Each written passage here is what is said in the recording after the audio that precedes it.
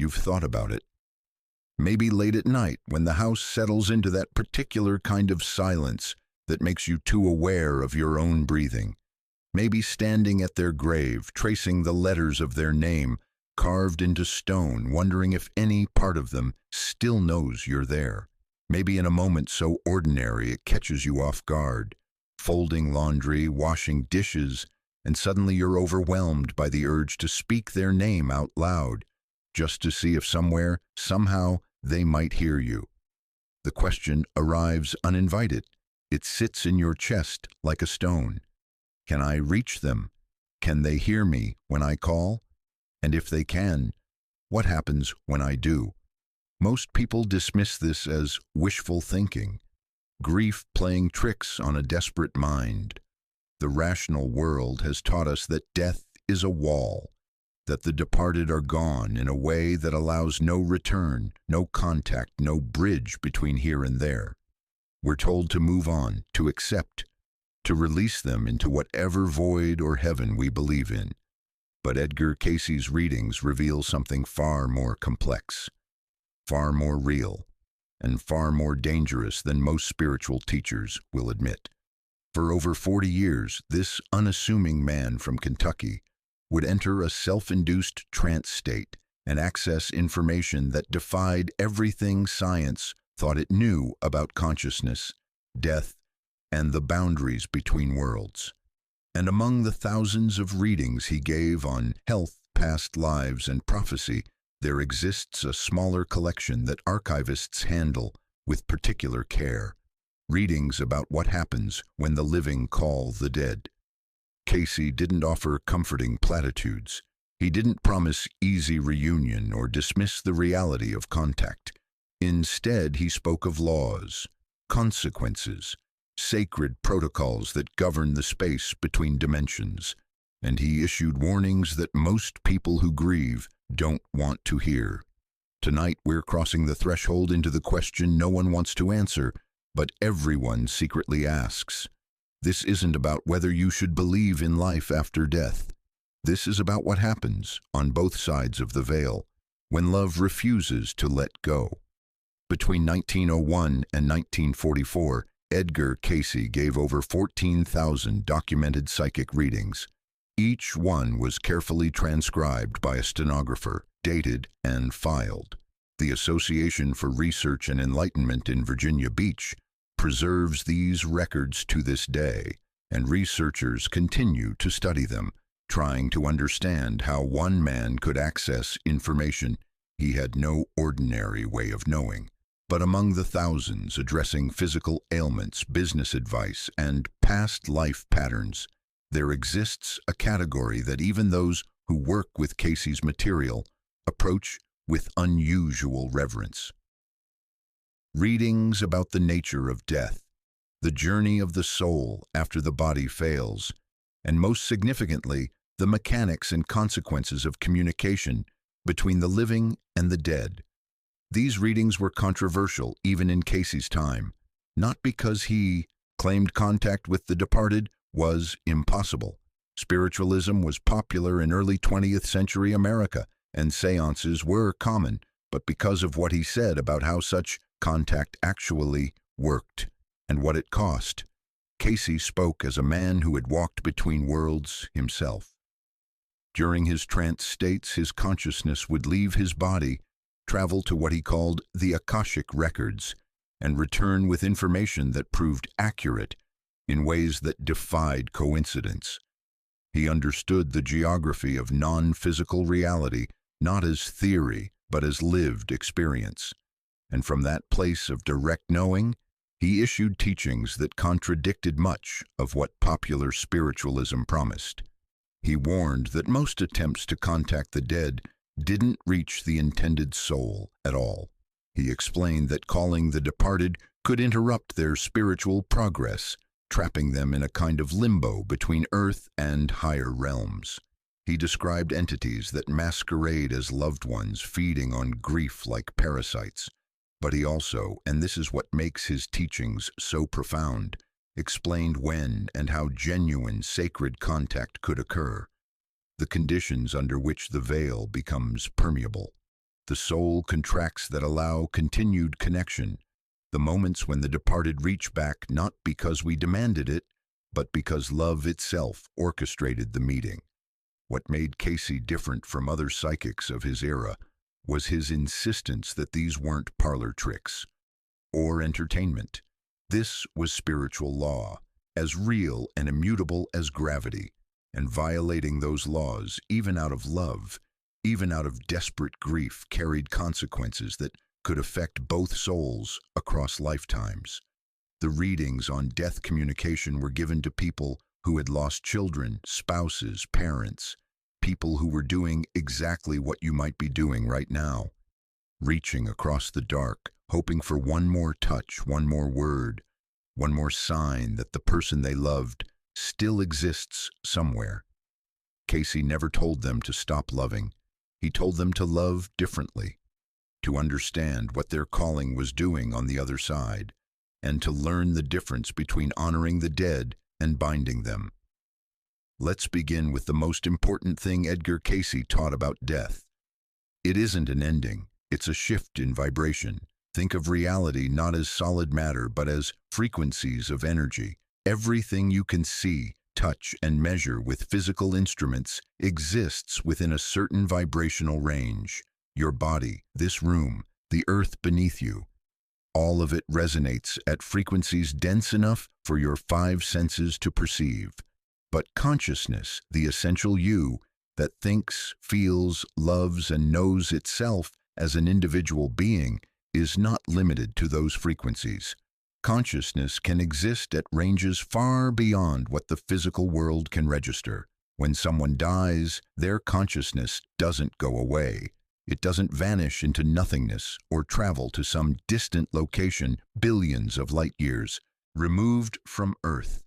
It simply shifts out of the dense frequency range of matter and into a subtler range that our physical senses can no longer detect.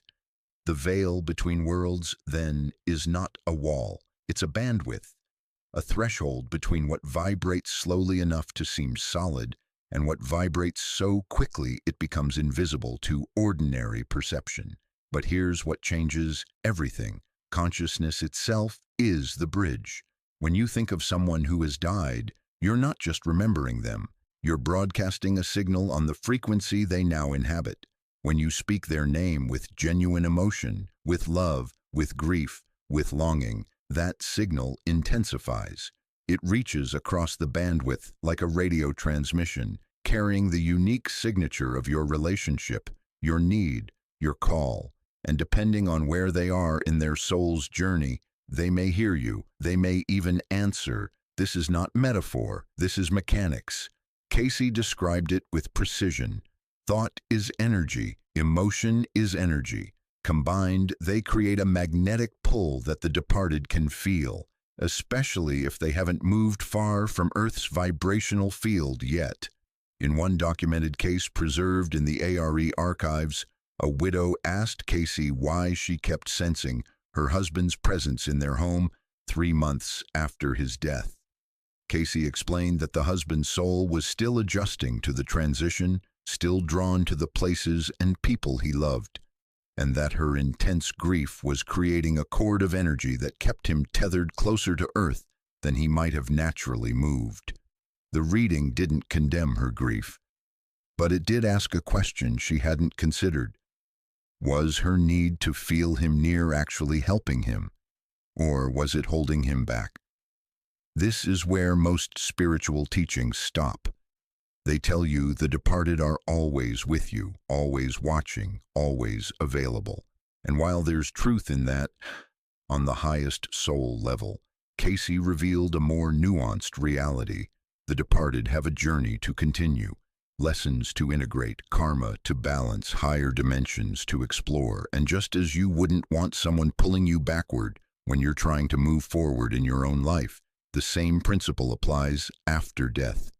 Your love can be a blessing or a binding. Your call can be communion or interference. The question Cayce forced people to confront was this: just because they can hear you, should you be calling? And what happens to both of you when you do? But before we can answer that, we need to understand where the departed actually go when they leave their bodies, because not all souls are in the same place, and that changes everything about what your calling does. Edgar Cayce taught that after death, souls don't all go to the same place. The afterlife, according to his readings, is not a single destination but a spectrum of dimensions, each vibrating at different frequencies, each serving different stages of the soul's journey. He described 3 primary realms, and understanding them is essential if you want to comprehend what happens when you call someone who has died. The first is the borderland. This is where newly departed souls arrive immediately after physical death. It's the closest dimension to Earth, still semi-material in some ways, a kind of waiting room where the soul adjusts to no longer having a body. Here, the recently dead review their life. They see the choices they made, the love they gave, the harm they caused, not with judgment imposed from outside, but with the soul's own recognition of truth. The borderland is where most contact with the living occurs, because souls in this realm are still emotionally tethered to the people and places they knew. They may linger near their family, they may try to comfort those who grieve, and when you call them from this side, they feel it immediately, because they haven't yet moved far enough into non-physical reality to fully release their attachment to Earth. One of Cayce's readings described a young woman who had died suddenly in an accident. Her mother's grief was so intense, so constant, that the daughter remained in the borderland for nearly a year, unable to move forward. Cayce said the daughter was trying to comfort her mother, but the mother's desperate calling kept pulling her back, preventing her from completing the life review and transitioning to the next stage. The second realm Cayce described is the astral planes. This is where souls go once they've completed their initial adjustment and are ready to begin deeper soul work. The astral planes are not one place, but many, each corresponding to different levels of spiritual development. Some are realms of healing, where souls work through trauma and fear accumulated during life. Others are realms of learning, where souls study universal laws, review karmic patterns, and prepare for their next incarnation. In the astral planes, the soul is less focused on Earth and more focused on its own evolution. Contact with the living becomes less frequent, not because the love is gone, but because the soul is busy with its curriculum. And here's the critical point. When the living call insistently to someone in the astral planes, it can interrupt their learning. Imagine being pulled out of deep study over and over by someone demanding your attention. You might answer out of love, but answering costs you progress. Cayce warned that this is where well-meaning grief can become a burden. The soul in the astral planes still loves you, but it has work to do, and your calling, if it's constant and emotionally charged, creates an obligation they may feel unable to ignore. The third realm is the higher spheres. This is where advanced souls dwell. Beings who have completed many lifetimes, who have balanced their karma, who now serve as guides, teachers, and helpers for souls still incarnating. These beings no longer have personal attachments in the way we understand them. Their love is universal, not possessive, and they are largely beyond the reach of ordinary human calling.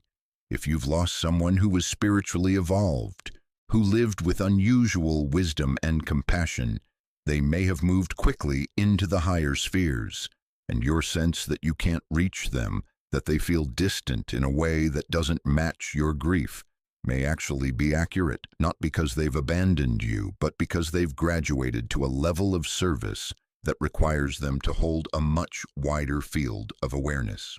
Cayce said that souls in the higher spheres can still communicate with the living, but only when the living are in a state of spiritual readiness, deep meditation, prayer, or moments of heightened consciousness. Your everyday grief, your desperate calling, doesn't reach them. But your soul, when it's quiet and aligned, can receive their guidance like a transmission from a distant star. So where the departed soul dwells determines everything about whether your calling helps or hinders. Reaching someone in the borderland may bring comfort to both of you. Reaching someone in the astral planes may delay their progress, and reaching someone in the higher spheres may require you to become more spiritually mature than you currently are. This isn't about punishment, it's about understanding that the soul's journey doesn't end at death. In some ways, it's only just beginning. So what actually happens when you speak the name of someone who has died? When you stand in the dark and whisper, "Are you there? Can you hear me?" When you weep and beg and bargain with whatever force might be listening? Cayce's readings describe it as a magnetic pull. Your grief, your love, your longing, all of it creates a current of energy that flows toward the departed soul like a river seeking the ocean. And if that soul is still in the borderland, still close to Earth's vibrational frequency, they feel your call like a hand reaching through water. They may be drawn toward you, pulled by the force of your emotion. They may attempt to respond, sending dreams, synchronicities, that inexplicable sense of presence you've learned to distrust because the rational world tells you it's not real. But if they've already moved into the astral planes, if they're engaged in deeper soul work, your call becomes an interruption. Cayce described cases where the living, through desperate, repeated calling, actually delayed the departed's spiritual progress. Not because the departed were angry or resentful, but because they loved so much they couldn't ignore the call. There was a documented case of a father who had lost his son in war. Every night, this father would sit in his son's room, holding his clothes, speaking to him, begging him to come back. Cayce gave a reading for this father, and what came through was a message from the son's soul. "I hear you, Father. Every night I hear you, and every night I come because I cannot bear your pain. But I am meant to be learning, healing, preparing for what comes next. And your calling holds me in a place I should have already left." This is the teaching most people resist. That unprocessed grief can trap the departed. That love, when it refuses to release, becomes a cage. Cayce explained that when you call the dead from a place of attachment, not acceptance, not blessing, but desperate need, you create an energetic cord. And that cord tethers them to you in a way that contradicts the natural flow of their soul's journey. Think of it like this. Imagine you've enrolled in a school far from home, a place where you're learning skills essential to your life's purpose.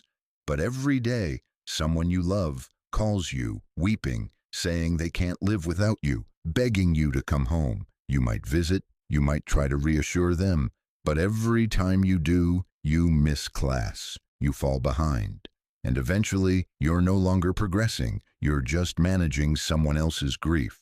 This doesn't mean the departed don't want to comfort you. Many of Cayce's readings confirm that souls in the borderland actively try to send signs to let the living know they're okay.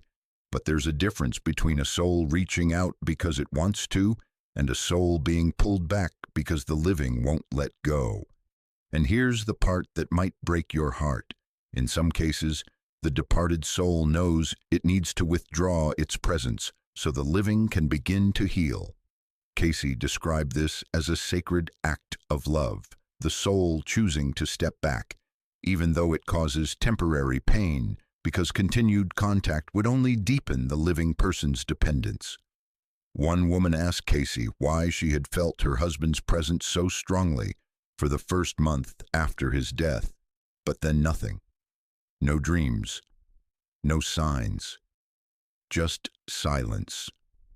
Cayce's reading explained that her husband's soul had initially stayed close to comfort her, but as he moved into his life review and began preparing for his next stage, he had to release that close contact. The silence wasn't abandonment, it was graduation. Your grief creates energetic cords, and the departed, especially in the early stages after death, can feel those cords like weights. This is why Cayce taught that the greatest gift you can give someone who has died is permission to move forward, to say, even through tears, I love you, I release you, I trust your journey, because paradoxically, that's when genuine, healthy contact most often occurs. Not when you're demanding, but when you're blessing. But before we talk about right relationship with the dead, we need to understand what happens when they reach out first. Not all contact is initiated by the living. Sometimes the departed reach out first. You've probably experienced this, even if you've never named it. The dream where they appear with unusual clarity, looking younger, healthier, radiating peace. The sudden scent of their perfume or cologne in a room where no one's been. That moment when you think of them and immediately a song plays that was your song, or a cardinal lands on the windowsill, or you find an object you thought was lost. The rational mind dismisses these as coincidence, wishful thinking, pattern seeking in randomness. But Cayce's readings describe them as something far more intentional, the departed soul finding ways to communicate within the laws that govern the space between dimensions. He distinguished between 3 types of post-death contact, and understanding which type you're experiencing changes how you should respond. The first is the visitation. This is when the departed soul comes consciously and deliberately to comfort, to say goodbye, or to deliver a message. Visitations most often occur in dreams, because during sleep your conscious mind releases its grip and your soul becomes more receptive to non-physical frequencies. In a visitation dream, the departed appears with unusual clarity. The dream feels different from normal dreams, more vivid, more coherent, and it leaves an emotional resonance that lasts for days. Often they appear healthy, peaceful, sometimes younger than they were at death. They may speak directly, offering reassurance. I'm okay, I'm at peace. Don't grieve for me. Cayce explained that these dreams are real encounters, not projections of your subconscious. The departed soul, usually still in the borderland or early astral planes, uses the dream state to bridge the vibrational gap. They meet you halfway, in the dimension where both souls can perceive each other. One of the most beautiful cases in the ARE archives involves a woman who dreamed of her deceased daughter 3 nights after the funeral. In the dream, the daughter was standing in a garden filled with light, and she said, "Mama, I need you to know, I'm not in the dark place you imagine. I'm learning, I'm loved, and I'm still your daughter." The woman woke with such profound peace that her grief, while still present, lost its edge of desperation. This is what visitations do. They don't erase grief, but they transform it from fear into trust. The second type of contact is what Cayce called interference. This is when the departed soul hasn't fully released earth ties and is lingering in confusion, attachment, or unfinished business. These souls may be stuck in the borderland not because the living are holding them, but because they themselves don't know how to move forward. Interference manifests differently than visitations. You might feel a presence that's anxious, restless, or heavy. Dreams might be disturbing rather than comforting. Objects might move. Electronics might malfunction in ways that feel deliberate. There's often a sense of urgency, as if the soul is trying to communicate something, but doesn't know how. Cayce taught that in these cases, the living can actually help the departed by praying for them, sending them light, and speaking directly to them. You are free. You are loved. Move toward the light. Your work on earth is complete. Sometimes, that's all. The soul needs to release its grip and continue its journey. But there's a third type of contact, and this one is rare but profoundly significant. Cayce called it co-creation. This is a mutual agreement between souls to maintain conscious connection for a shared purpose, not dependence, not interference, but collaboration. Some souls agree before death to serve as guides for the living they leave behind. a grandmother who becomes a spiritual presence for her granddaughter, a teacher whose wisdom continues to flow through a student, a partner whose love evolves into something that transcends physical proximity.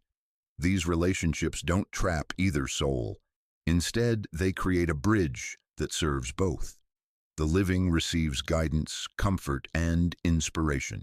The departed receives the joy of continued service and the opportunity to help someone they love evolve. Cayce himself described experiencing contact with souls who had been his teachers in past lives, souls who guided him during his trance states, helping him access information he couldn't reach on his own. This wasn't interference, it was sacred partnership. So how do you know which type of contact you're experiencing? Cayce offered a simple test. Does it bring peace or fear? Does it empower you or make you dependent? Does it encourage your growth or keep you locked in grief? If contact with the departed brings you peace, helps you live more fully, and doesn't require constant repetition, that's likely genuine visitation or co-creation. If it leaves you anxious, obsessed, or unable to move forward, that's likely interference, and it needs to be addressed with prayer and boundaries. The departed don't want to haunt you, they want to bless you, and the difference lies in whether the contact serves love or fear. But here's where things get dangerous, because not every presence that responds when you call the dead is actually the soul you're trying to reach. Edgar Cayce was himself a psychic medium. He spent over 40 years accessing non-physical information, communicating with souls beyond the veil, and serving as a bridge between dimensions. Yet he issued stark, unwavering warnings about seeking mediums to contact the dead.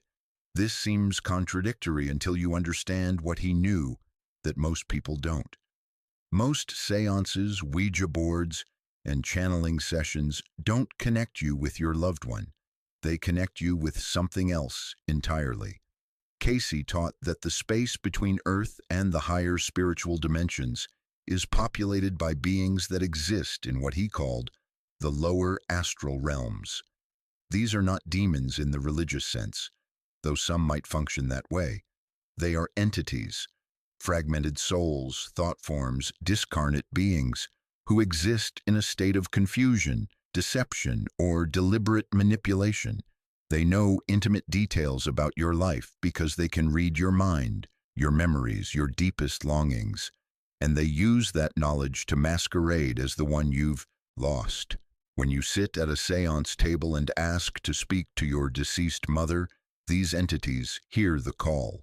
They feel the emotional charge of your grief, your hope, your desperation, and they answer, not because they are your mother, but because they hunger for your energy, your attention, your belief. In one of Cayce's most chilling readings, a man asked about messages he'd been receiving through a Ouija board supposedly from his late wife. The man was convinced it was her because the entity knew things only she would know. Pet names they'd used, private jokes, details about their wedding day. Cayce's reading was blunt. This is not the entity of the wife. This is an impostor feeding on the man's grief. The wife's soul has moved beyond the reach of such crude instruments. What speaks through the board is a lower astral being that has access to the man's memories and uses them to gain his trust. The reading went on to warn that continued contact with this entity would lead the man into spiritual danger, depression, obsession, and eventual possession if he didn't sever the connection immediately. This is what Cayce meant when he said most seances are traps, not because all mediums are frauds, though many are, but because even genuine psychic ability can't guarantee that the entity responding is who it claims to be. These lower astral beings are cunning. They mimic speech patterns, they reference shared memories, they offer comfort and false hope, and they do it because your emotional energy is food for them. Grief is a particularly potent frequency, and these entities flock to it like carrion birds to a carcass. Cayce also warned about group seances where multiple grieving people gather to contact their loved ones. He said these create what he called a whirlpool of confused energies, making it even easier for deceptive entities to slip in unnoticed. The group's collective grief and desperation lower everyone's spiritual discernment, and what emerges is rarely what anyone thinks it is. So does this mean all contact with the dead is dangerous? No, but it means that contact requires purity of motive, spiritual protection, and discernment most people don't possess when they're in active grief. Cayce taught that if you're determined to seek contact, never do it through external tools, boards, pendulums, automatic writing. These bypass your own spiritual authority and open doorways you may not be able to close. Instead, contact should occur through prayer, meditation, and the invitation of only the highest spiritual presence to act as guardian and intermediary. He specifically recommended invoking Christ consciousness, or whatever divine presence aligns with your belief system, and stating clearly, "I seek only truth. I seek only the highest good. I will accept no contact that does not serve love and light." And then, and this is critical, you wait. You don't demand. You don't chase. You create the conditions for safe contact and trust, that if genuine connection is meant to occur, it will. But what if you've already been engaging in practices Cayce would have warned against? What if you've used a Ouija board, visited a medium, or felt a presence you're now uncertain about? Cayce's guidance was clear. Sever the connection through prayer. Explicitly state that you revoke permission for any entity that is not aligned with divine love and truth. Fill your space with light, visualize it, speak it, invoke it, and then, if needed, seek help from someone with spiritual authority and experience in clearing negative attachments. Fear is not the answer. Discernment is, and discernment begins with understanding that the veil between worlds is real, that non-physical beings exist, and that not all of them have your best interest at heart. The departed you love are real. Their souls continue. But the path to them is sacred, not casual, and it requires you to be far more spiritually prepared than grief usually allows. Here is the teaching most people resist, the one that sits like a stone in the throat and refuses to go down. Your unprocessed grief can trap the departed, not because the universe is cruel, not because the departed stop loving you, but because love, when it becomes attachment, creates chains that bind both souls. Cayce's readings describe specific cases where souls could not move forward in their spiritual journey because the living were holding them energetically through constant calling, weeping, bargaining, and refusal to accept the death as real. One of the most heartbreaking cases involved a mother whose 12-year-old son had died from illness. For 3 years, every single night, she would go into his room, sit on his bed, and speak to him as if he were still alive. She would tell him about her day. She would apologize for not saving him. She would beg him to give her a sign that he was okay. And every night, the son's soul would come, because he loved her, because he couldn't bear her suffering, and because her grief was so intense, it created a gravitational pull he didn't know how to resist. But this nightly ritual was keeping him trapped in the borderland. He couldn't complete his life review. He couldn't move into the healing dimensions, where young souls who die early are especially cared for. He couldn't begin the soul work that would prepare him for his next incarnation. The mother finally sought a reading from Cayce, not to contact her son, but because she herself was becoming ill from unrelenting grief. And what came through was a message from the son's soul. "Mother, please, I am not lost. I am learning, but I cannot move forward while you hold me in your pain. Tell her, Mr. Cayce, tell her that I need her to live again. I need her to let me go." When the mother heard this, she collapsed. not from fresh grief, but from the sudden understanding that her love, expressed through holding on, had become her son's burden. This is the sacred responsibility of grief that no one wants to talk about. That true love sometimes means releasing the departed into their next evolution, even when every cell in your body wants to hold them close. Cayce taught that the departed don't resent the living for grieving. Grief is natural. It's the echo of love in the empty space where presence used to be. But there's a difference between grieving and binding, between honoring and summoning, between love that blesses and love that clings. When you grieve, you feel your own pain. When you bind, you create pain for both of you. So how do you know if you're binding someone? Cayce offered these signs. You think of them obsessively, to the point where you can't function in daily life. You feel their presence in ways that disturb rather than comfort you. You're angry at them for leaving, and that anger keeps replaying like a broken record. You refuse to change anything in your life. Their room stays untouched, their clothes unworn, their absence treated like a temporary condition. These aren't moral failures. They're symptoms of a soul that hasn't yet learned to love across the veil. Another case from the ARE archives involved a widower whose wife had died suddenly. He kept her wedding ring on his nightstand and would hold it every morning and every night, speaking to her, promising he would never love anyone else, that he was waiting until he could join her. 3 years into this ritual, he began having dreams where his wife appeared, but seemed sad, even frustrated. In one dream, she explicitly said, "I need you to live. Please live." When he asked Cayce for a reading, the response was clear. His wife's soul had already moved into the astral planes and was engaged in soul work that required her full attention.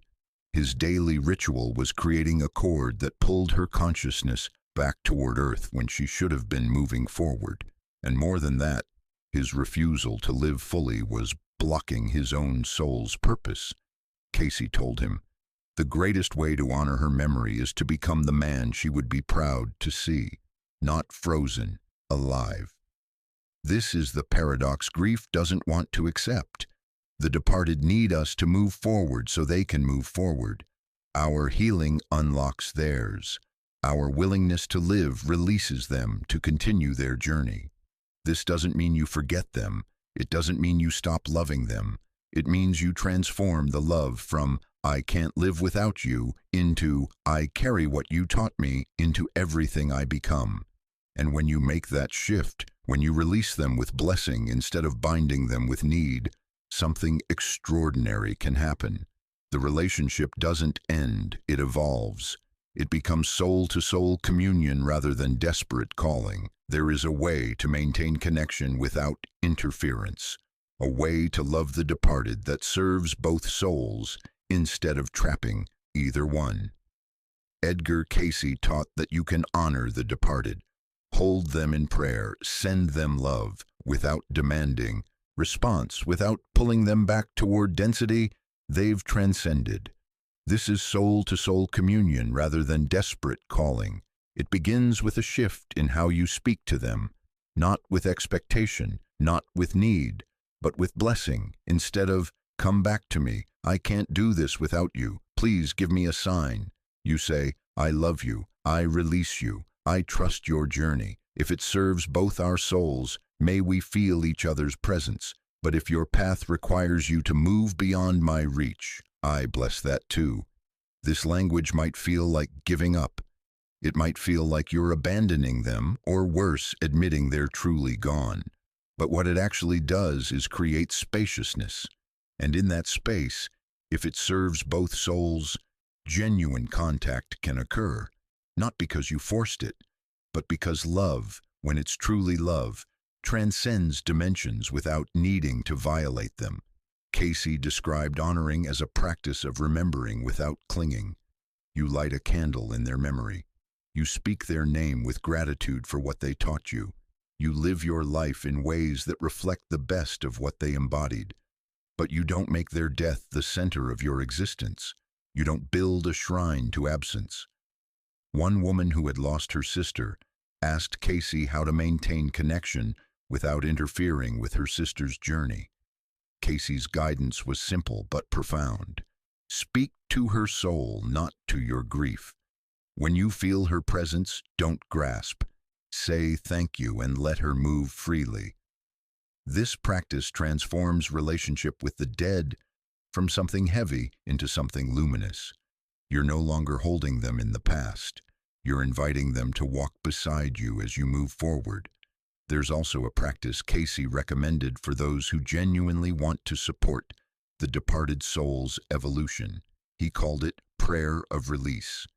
It goes something like this. For name, wherever you are on your journey, I send you light. I send you love. I release any hold I have on you, conscious or unconscious. May you move freely into the dimensions where your soul can learn, heal, and prepare for what comes next. I trust that we are connected by love that requires no effort, no calling, no binding, and I commit to living fully so that when my time comes, we meet again as souls who have both grown. This kind of prayer does something remarkable. It shifts the energetic dynamic from pull to blessing, and souls in the borderland or early astral planes often respond to it with their own release, appearing in dreams one last time to say goodbye with peace or simply withdrawing their presence in ways that no longer disturb the living. But paradoxically, this is when genuine signs most often appear. Not during desperate calling, but during release, because now the soul can reach out freely, without obligation, without being yanked back by grief's gravitational pull. You might receive a dream where they appear radiant and free.